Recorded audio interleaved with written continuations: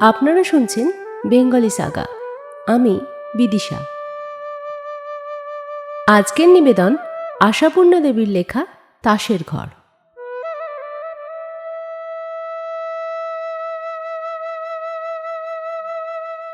কথাটা তুলিল তরঙ্গিনী সকালবেলা কুটনোকুটিতে বসিয়া। মমতা জ্বলন্ত উনানে হাঁড়ি চাপাইয়া ছুটিয়া আসিয়া কহিল, চাল ধোয়ার গামলাটা নিয়ে কুটনো কুটতে বসেছ ঠাকুরজি, দাও দেখি চট করে। ঠাকুরজি কথাটা কানে না দিয়া আঙুলের আগায় থোড়ের সুতা জড়াইতে জড়াইতে কহিল, দাদা কাল কত রাতে বাড়ি এলো বউ? মমতা থমকিয়া কহিল, কই কাল তো আসেননি ভাই, বিয়ে বাড়ির হাঙ্গামা, খেয়ে দিয়ে 9টার গাড়ি ধরা কি সহজ? ভোরের দিকে একটা ট্রেন আছে বলেছিলেন, তাতেই বোধহয়। তরঙ্গিনী চোখে মুখে বিস্ময় ফুটাইয়া বলিল, দাদা আসেননি কাল? বলো কি বউ, আমি যে নিজের কানে শুনলাম। কি শুনলে? ভারী ভারী গলার আওয়াজ। ভাবলাম ঠান্ডা লেগে গলা বসে গেছে বোধহয়। রাত তখন 2-2:30 হবে। ফিরে গিয়ে হিমিকে বললাম, তোর বাবা বোধহয় বাড়ি এলো না রে হিমি। মমতার বড় মেয়ে হিমানি কাছে বসিয়া হেঁট মুখে শাক বাছিতেছিল। পিসির কথার উত্তরে সাড়াও দিল না, মুখও তুলিল না। তাহার পানে এক নজর চাহিয়া অল্প বিরক্তভাবে মমতা বলিল, আজগুবি গল্পগুলো পরে হবে, এখন দাও তো গামলাটা, ভাতের জল ফুটে গেল। ভাত সম্বন্ধে উদ্বেগ প্রকাশ না করিয়া তরঙ্গিনী নাছরভাবে কহিল, তাছাড়া স্পষ্ট দেখলাম যে বউ, ভবানীর ঘরের দেওয়ালে তোমার জানলা থেকে ছায়া পড়েছে, 2জন মানুষের ছায়া, না রে হিমি? ও উঠল কিনা জল খেতে। বারে বারে কন্যাকে সাক্ষ্য মানায় মমতার হঠাৎ খেয়াল হইল, তরঙ্গিনীর ইহা নিছক কৌতূহল মাত্র নয়, খুঁচাইয়া জেরা করিবার মতো। রাগে আপাদ মস্তক জ্বলিয়া যায়। তবে বোধ করি ভূত দেখে থাকবে ঠাকুরজি, দেখো রাম নামের মাদুলিটা হারিও না যেন, বলিয়া কঠিন মুখে রুষ্ট হাসি হাসিয়া গামলাখানা উঠাইয়া লইয়া গেল। তখনকার মতন কথাটা ওইখানেই চাপা পড়িল। সন্দেহ ভঞ্জন করিয়া গেলে হয়তো গোল মিটাইয়া যাইত, কিন্তু কথাটা 5 কান করিবার ইচ্ছা মমতার ছিল না। তরঙ্গিনীকে বলা আর দৈনিক আনন্দবাজারে ছাপাইয়া দেওয়ার মধ্যে বড় বিশেষ প্রভেদ নাই। সময়ই বা কোথা? সেজদেওর 8টায় ভাত খায়, হিমুর স্কুলের বাস আসে 8:30টায়, তাহার পর পরপর চলিতেই থাকে। 10:30 পর্যন্ত নিঃশ্বাস ফেলিবার অবকাশ থাকে না। স্কুলের ছেলে কয়টাকে চালান করিয়া দিয়া তবে ছুটি। তখন 2 দণ্ড পা ফেলিয়া বসিয়া চা খাওয়া, জল খাওয়া, গল্পগাছা করা চলিতে পারে। প্রায় 9টার সময় তরঙ্গিনীর দাদা সুধাংশু আসিয়া পৌঁছিল। পকেট হইতে একতারা প্রীতি উপহার বাহির করিয়া ভগ্নির দিকে ছুঁড়িয়া দিয়া কহিল, তরু দে তো একটু তেল, নেয়ে নি। খাওয়া আর হচ্ছে না, যাক দরকারও নেই। যা সাংঘাতিক রাত হলো কাল, বাপরে। ভদ্রলোকে যায় রেলের রাস্তায় নেমন্তন্নে, রাম বলো। কই গামছাটা? আধ মিনিটে স্নান সারিয়া উপরে উঠিয়াই হাঁক পাড়িল, আমার কাপড় কোথা গেল? খোকা বলতো আমার কাপড় কই? মমতা রান্নাঘর হইতে মুখ বাড়াইয়া বলিল, খোকন বলতো আনলাতেই তো আছে সরু মুগাপার ধুতিখানা, যা ব্যস্তবাগিস মানুষ, দেখতে পেলে হয়। লোভ হইল এই ছুতায় উঠিয়া গেলে হয় একবার। প্রায় 18-19 ঘণ্টা দেখা নেয়, বিরহ লাগে বই কি, কিন্তু লজ্জা করে। অল্প বয়সের চাইতে এখন বেশি বয়সের লজ্জার বাধা আরও দুর্লঙ্ঘ। সুধাংশু অবশ্য ততক্ষণে আর একখানা কাপড় সংগ্রহ করিয়া নামিয়া আসিয়াছে। অতঃপর আর আধ মিনিট ভাতের থালার সামনে একবার বসিয়া ঊর্ধ্বশ্বাসে দৌড়। কিন্তু বিধাতা পুরুষ ব্যক্তিটি রসিক। এই শান্তিপূর্ণ নিরীহ সংসারটির স্বচ্ছন্দ জীবনযাত্রার উপর কটাক্ষপাত করিয়া তাহা সহসা বোধ করি রহস্য প্রবৃত্তি জাগিয়া উঠিল। মমতার ছোট বোনের ভাসুরপো নিমাই ম্লান মুখে আসিয়া কহিল, মা বললেন আপনাকে এখুনি একবার যেতে, খুড়িমার বড্ড কষ্ট হচ্ছে। মমতা হাতের কাজ ফেলিয়া ছুটিয়া আসিয়া কহিল, তাই নাকি? কখন থেকে রে নিমাই? খুব বুঝি কষ্ট হচ্ছে? বোধ হয়। মা পাঠিয়ে দিলেন আপনাকে নিয়ে যেতে। মমতার ছোট বোন সবিতার শ্বশুরবাড়ি এবাড়ি হইতে অধিক দূর নয়। তাহার বড় যা ভীরু স্বভাবের লোক। আগেই বলা ছিল সবিতার প্রসবকালে মমতাকে লইয়া যাইবেন। ভিজা হাত গামছায় মুছিতে মুছিতে মমতা বলিল, তাহলে একখানা রিক্সা ডাক না বাবা, ছোট কাকা গাড়ি নিয়ে এসেছেন যে, আপনাকে নিয়ে গিয়ে ডাক্তার বাড়ি যাবেন, নিন তাড়াতাড়ি। মমতা তরঙ্গিনীকে ডাকিয়া কহিল, তাহলে তুমি একবার এদিকে এসো ঠাকুরজি, সবই হয়ে গেছে, মোটা চালের ভাতটা হবে শুধু, আর চচ্চড়িটা চড়ানো রইল, নামিও। মা বোধহয় আন্নিকে বসেছেন, বলো ব্যাপারটা, কখন ফিরতে পারি বলা যায় না, ভালোই ভালোই যাতে হয় তাই বলো, কইরে নিমাই, চল বাবা, দুগ্গা দুগ্গা। তরঙ্গিনী ভাতৃবধূর গমনপথের পানে তীব্র দৃষ্টি হানিয়া অস্পষ্ট স্বরে মন্তব্য করিল, ঢলানি। অথচ কয়েক ঘণ্টা পূর্বে তরঙ্গিনী এমন উক্তি মুখে আনিবার কথা স্বপ্নেও ভাবিতে পারিত না। বিজলি ছেলের দুধের বাটি লইতে আসিয়া রান্নাঘরে তরঙ্গিনীকে দেখিয়া জিজ্ঞাসা করিল, বর্দি কোথা গেলেন ঠাকুরজি? ঠাকুরজি নিজের জন্য ও মায়ের জন্য দুটি বড় পাথরের গ্লাসে চা ছাকিতেছিলেন। মুখ না তুলিয়া কহিলেন, এ সংসারে কে কখন আসে যায় সব খবর তো রাখা দায় মেজবউ, রাখলেও বিপদ। ভূত দেখার উপহাসটা তখনও হজম হয় নাই। বিজলি কথাটার তাৎপর্য না বুঝিলেও দাঁড়াইবার সময় ছিল না, ছেলে কাঁদিতেছিল। সুশীলাবালা আহ্নিক পূজা সারিয়া এতক্ষণে নিচে নামিলেন। তৃষ্ণার্তের মতন পাথরের গ্লাসের কাছে বসিয়া পড়িয়া কহিলেন, বড় বৌমাকে দেখছি না কেন তোরি? বাবা, তোমার বড় বৌমার হিসেব দিতে দিতে গেলাম। বোনাই বাড়ি গিয়েছেন গো, বুনের দেওর আদর করে গাড়ি করে নিয়ে গেলেন। সুশীলাবালার নাকি মেয়ের চাইতে বউয়ের ওপর টানটা অধিক, এমনই একটা বদনাম ছিল। বিশেষ করে বৌমাকে যে অত্যন্ত সুনজরে দেখিতেন এ কথা মিথ্যা নয়। শুধু তিনি বলিয়াই নন, সদা হাস্যমুখী নিরলস কর্তব্যপরায়ণা বধূটির যেমন গুণের সীমা ছিল না, তেমনি ঘরে পরে এমন কেহ ছিল না যে তাহাকে ভালো না বাসিয়া থাকিতে পারে। হাসিয়া গল্প করিতে, যত্ন করিয়া খাওয়াইতে, রোগের সেবা করিতে তাহার জুড়ি ছিল না। লজ্জা শরমের হয়তো একটু কমতি ছিল, কিন্তু তাহার সরল নিঃসংকোচ ব্যবহারের কাছে বেহায়া নামটা ঘেঁষিতে সাহস পাইত না। কন্যার রাগে হাসিয়া ফেলিয়া সুশীলাবালা প্রশ্ন করিলেন, তোর তাই হিংসে হচ্ছে না? বোনের ব্যথা উঠেছে বুঝি? আহা, তা যাবে বই কি। কোথায় বলে মা বোন, মা নেই, কাছের গোড়ায় বোন রয়েছে, যাবে না? তবে আর কি, ধেই ধেই করে ছুটতে হবে যাত্রার সঙ্গে। তোমার আশকারাতেই তো গোল্লায় গেল, বুকের পাটা কত। খালি গ্লাসটা নামাইয়া একটা তৃপ্তির নিঃশ্বাসের সঙ্গে মা বলিলেন, অমন কথা বলিস নে তরু, বৌমা আমার লক্ষ্মী, কাজ নেই অমন লক্ষ্মীতে, লক্ষ্মীর গুণ জানলে আর। তরঙ্গিনী মুখখানা বেঁকাইল। অতঃপর গুণ জানাজানি হইয়া গেল। সারাদিন ধরিয়া অপরাধিনীর অনুপস্থিতির সুযোগে বাড়িতে আলোচনার ঝড় বহিতে থাকিল, এবং বিজলি ভিন্ন প্রায় প্রত্যেকেই বিশ্বাস করিতে কষ্ট হইলেও করিতে দ্বিধাবোধ করিল না যে মেজ বউয়ের স্বভাব চরিত্র সন্দেহজনক। দুর্ভাগ্যবশত এমন অকাট্য প্রমাণ পাওয়া গেল যাহার উপর আর কথা চলে না। 18 বৎসর যাবৎ মমতা যে শ্রদ্ধা ভক্তি ভালোবাসার সুনাম অর্জন করিয়া আসিতেছে, মুহূর্তের অবিবেচনায় তাহার ভরাডুবি করিয়া বসিল।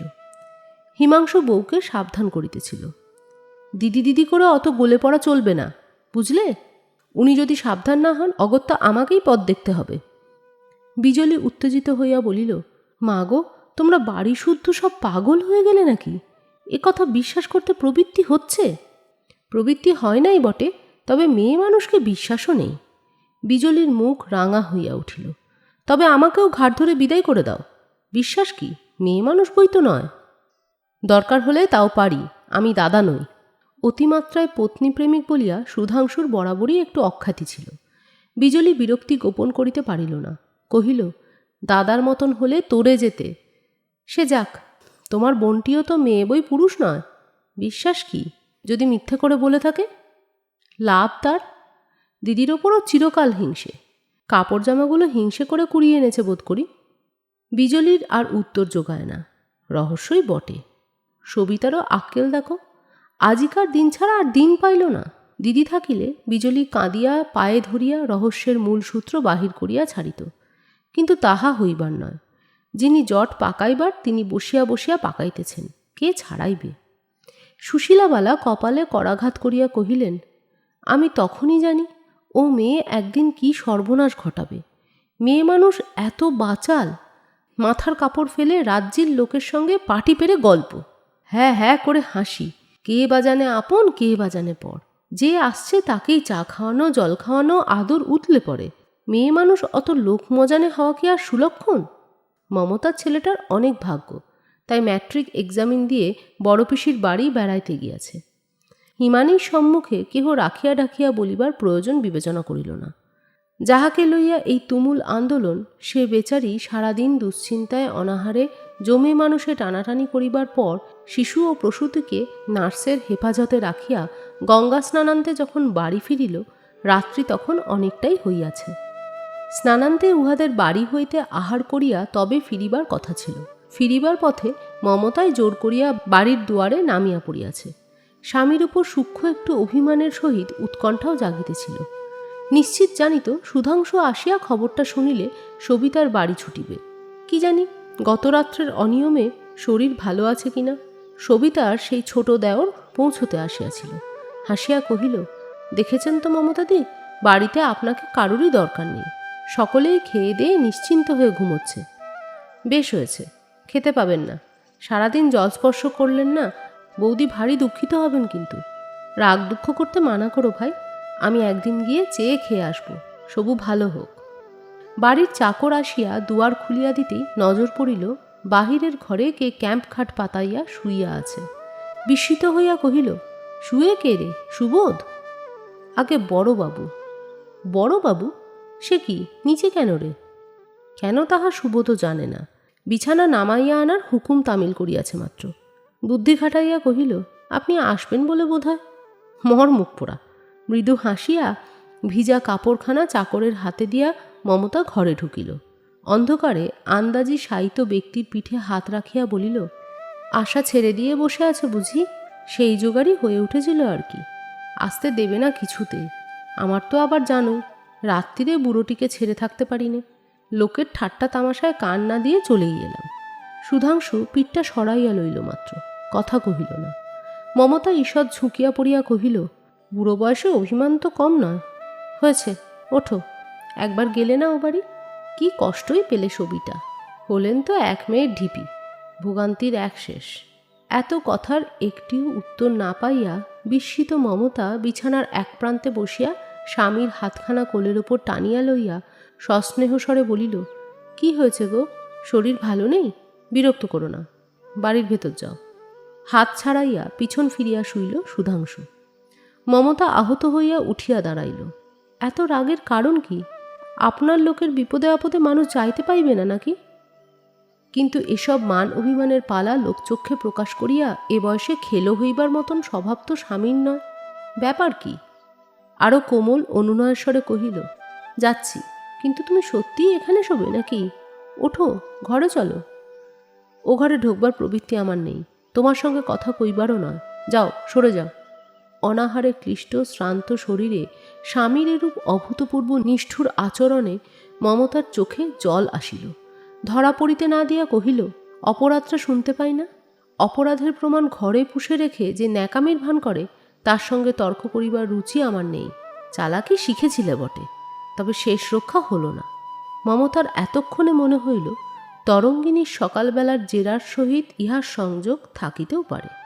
কিন্তু ছিছি, মাতালের মতো টলিতে টলিতে উঠিয়া অপরাধের প্রমাণ খুঁজিতে হঠাৎ চোখে পড়িল খাটের পাশে একখানা কাদামাখা অর্ধমলিন খদ্দরের ধুতি ও তদনুরূপ একটি পাঞ্জাবি জড়ো হইয়া পড়িয়া আছে।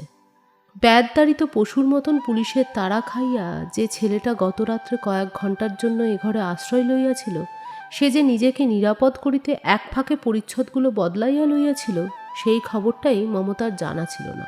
হয়তো যখন বাহির করিয়া দিবার আগে কেহ জাগিয়া আছে কিনা দেখিতে গিয়াছিল। স্তব্ধ অনড় মমতার কেমন করিয়া যে বসিয়া বসিয়া রাত্রি কাটিয়া গেল, সে কেবল তিনিই জানিলেন, যিনি অলক্ষ্যে বসিয়া সকলের সুখ দুঃখের হিসাব লইতেছেন। রুদ্ধশ্বাস বিজলি শুনিতে শুনিতে চমকিয়া বলিল, বলো কি দিদি, তোমার মামা তো ভাই বোমার মামলার সেই নিখিলেশ জেল ভেঙে পালিয়ে এসেছে? হ্যাঁ। বিজলি বড়জাকে দুই হাতে জড়াইয়া ধরিয়া কাঁদিয়া উঠিল। কেন তুমি চুপ করে থাকবে দিদি? কেন সবাইকে বলবে না বুঝিয়ে? শুধু শুধু নিজেকে শাস্তি দেবে? মমতা শুষ্ক হাসি হাসিল। সে কাল হলে বলতাম মেজবউ, আজ আর হয় না। কেন হয় না দিদি? ধর্ম কি নেই? এই অবিচারটা স্বচ্ছন্দে চলে যাবে? তবে চল, তোকে উকিল খাড়া করে করজোরে ন্যায় বিচারের প্রার্থনা করি গে। এত দুঃখেও ঠাট্টা তামাশা আসে দিদি? ধন্যী বটে, ভূতেই পেয়েছে তোমায়। বিনা প্রতিবাদে এই মিথ্যেটা মেনে নেওয়াই কি বুদ্ধির কাজ হলো? কোনটা সত্যি কোনটা মিথ্যে বুদ্ধি দিয়ে বিচার করা সবসময় সহজ নয় মেজবউ। এতদিন যাকে পরম সত্য বলে জেনে এসেছি, দেখেছি কি মিথ্যে সেটা। আজ যদি মিথ্যেটাই সত্যি হয়ে দাঁড়ায়, ক্ষতি কি? ক্ষতি তোমার মুন্ডু, হিমুর মা তুমি। বিনা দোষে এই অপমানটা সইবে? অপমান যা হয় তা আর ফেরে না বিজলি। কি বোঝাবো ওদের? যদি বলে বিপদে পড়ে এমন একটা গল্প রচনা করে এলে, সে অপমান সইবে না।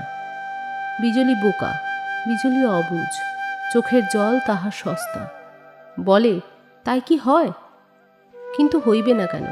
18 বছর ধরে ঘর করার পর মমতা সম্বন্ধে যাহাদের এ কথা বিশ্বাস করিতে বাধে নাই, ওটুকু তাদের কাছে খুব বেশি কি?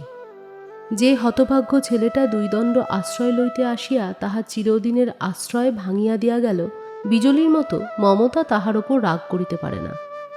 যে ভঙ্গুর ঘরখানা নিয়মিত একটি ফুৎকারে ধুলিগুঁড়ি হইয়া গিয়াছে, তাহার ওপর মমতার আর মমতা নাই। যাইবার বেলায় সুধাংশু বলিয়াছিল, এরকমভাবে চলে গেলে আমাদের মান সম্ভ্রম কোথায় থাকবে বুঝতে পারছ?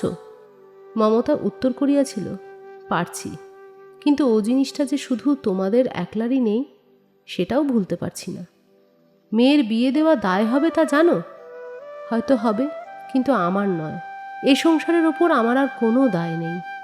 মানুষের মন কঠিন হইলেও দুর্বল বই কি। সুধাংশুর চোখে জল আসিতে চায় কেন? কোথায় যাবে ঠিক করেছ মমতা? মমতা তাকায় নাই, মুখ ফিরাইয়া বলিয়াছিল, ঠিক কিছুই করিনি। এত বড় পৃথিবীটায় একটা মেয়ে মানুষের ঠাঁই হয় কি না সেটাই একবার দেখব ঠিক করেছি।